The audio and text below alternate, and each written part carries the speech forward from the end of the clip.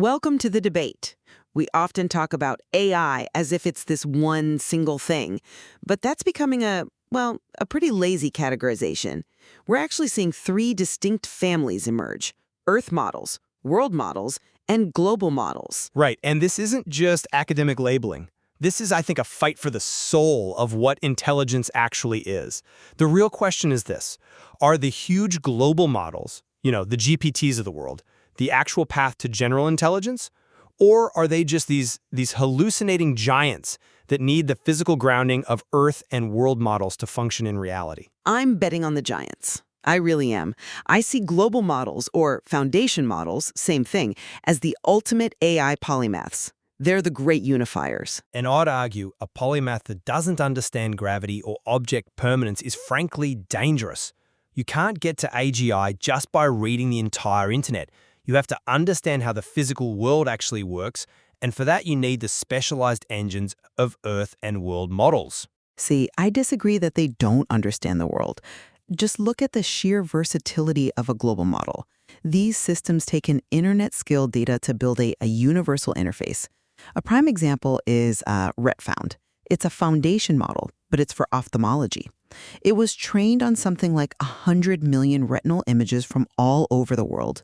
Because it's a global generalist, it creates a single standard for detecting eye disease that works just as well in London as it does in rural Kenya. That's the real power of the global approach.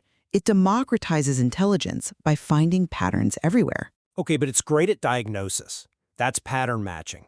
But can it act? That's where the world model distinction becomes so critical. A global model predicts the next token in a sentence. A world model predicts the next state of reality. You should think of a world model as a kind of computational snow globe. It's an internal sandbox where an AI can simulate what might happen before it acts. You're talking about imagination. Exactly. Something like NVIDIA Cosmos or Wave's Gaia 1, they aren't just reciting data. They're used in autonomous driving to literally dream up scenarios. They can simulate a child running into the street to test the car's reaction, but without putting anyone in real danger. A global model can describe a car crash. A world model can simulate the physics of the impact to actually prevent it. I think you're drawing a really hard line where the technology itself is, well, it's blurring. Global models are not just text processors anymore. They're becoming multimodal. You look at ImageBind. It creates this joint embedding, a kind of connective tissue between text, image, audio, even thermal data. It lets the model feel the connection between, say, the sound of a car engine and the image of a car. And when a global model has that density of sensory data, the difference between knowing and simulating, it starts to just vanish. But density of data is not the same thing as understanding the laws of physics. And this is where Earth models become non-negotiable. You cannot statistically guess the thermodynamics of a hurricane. It just doesn't work. Earth models like Destiny, that's Destination Earth, or Seabottle are true digital twins. They are constrained by actual physics equations, fluid dynamics, heat transfer. They mimic the planet's real machinery. See, but this is where the data kind of proves you wrong. The so-called dumb global models are actually beating the physics engines at their own game. Look at GraphCast, our Almo Earth. These are foundation models applied to weather. They don't know the equations of fluid dynamics, they've just looked at 40 years of weather data. And yet, they're outperforming the top numerical systems from the European Center, and doing it thousands of times faster. Faster, yes, I'll give you that. But are they robust? A data-driven model works until it sees something it's never seen before, a black swan climate event. Since it doesn't know the rules of physics, only the history of weather, it could fail catastrophically, where a physics-based model would hold up.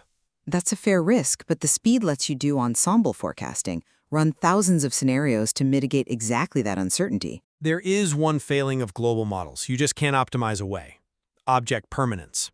We've all seen the AI videos where a dog runs behind a sofa and just vanishes, or it turns into a cat. That's a hallucination. World models, things like Pan or TeleWorld, are designed specifically for 4D consistency. They track the state of the dog even when it's out of sight. Without that, you don't have intelligence. You have a fever dream. Okay, I will concede that. Consistency is the Achilles heel of pure generative models, for sure. But the solution isn't to abandon them. It's the composable stack. We're seeing a hierarchy emerge where the global model acts as the brain. It does the reasoning, the language, the strategy. It then controls a world model, which acts as the visual cortex to handle all the spatial planning and consistency. So the global model drafts the plan, but the world model has to sign off on the physics? I can accept that. Precisely.